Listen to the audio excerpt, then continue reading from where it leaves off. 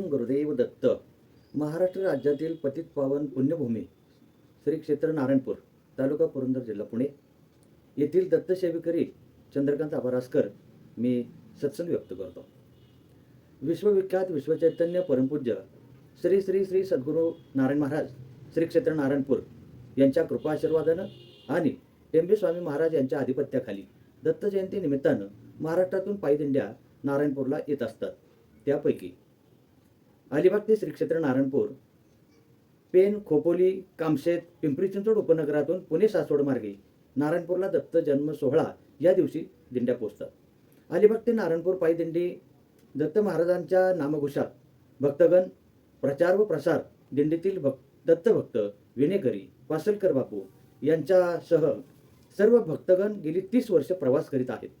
दिंडीतील भक्तांची श्रद्धा, भाव, विश्वासाची कर्तव्य तत्परता उल्लेखनीय असल्याने सद्गुरू नारायण महाराजांनी प्रथम आदर्श दिंडी पुरस्कार हा बहुमान दिंडीला दिलेला आहे.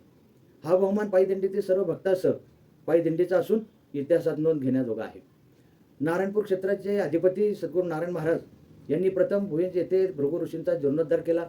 नंतर सोलापूर जिल्ह्यात आडेगाव येथे सामुदायिक शेती आश्रम निर्माण करून तापोळा येथे सिद्धिविनायक मंदिर व ब्रह्मेश्वर महादेव यांचाही जीर्णोद्धार केला आहे.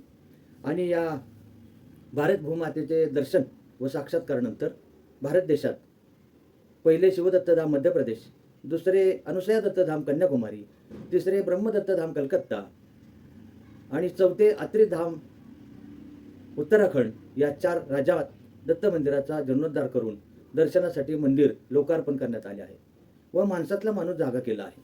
आणि बहुसंख्य गोरगरीब कुटुंबांना दिशा मिळावी यासाठी बिगर हुंडा सामुदायिक सोहळा नारायणपूर येथे राबवण्यात आला व समाजातील सर्व कुटुंब सज्ञान होण्यासाठी दर गुरुवार व दर पौर्णिमा संदेश, प्रवचन, आरती, होम हवन, भस्मदर्शन, महाप्रसाद तसेच गुरुचरित्र वाचनाची पारायण परंपरा सुरू करण्यात आली. या सर्व बाबींचा फायदा जनसामान्य जनतेने अनुभवलेला आहे.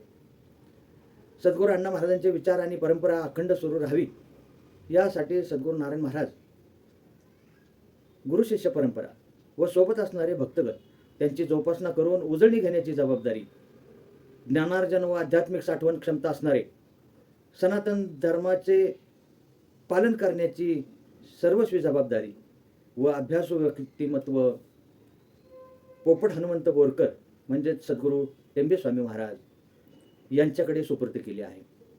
सद्गुरू नारायण महाराजांचे विचार व कार्य भविष्यातील कालखंडात अखंड सुरू राहण्यासाठी सद्गुरू टेंबे स्वामी महाराज यांच्या मार्गदर्शन व आधिपत्याखाली आपण सर्वजण एकत्र मिळून श्रद्धा, भाव, विश्वासानं भक्तिमय वातावरणात मार्गे हळूहळू चाला मुखाने दत्त दत्त बोला या नामस्मरणाने जागृत ठेवूया.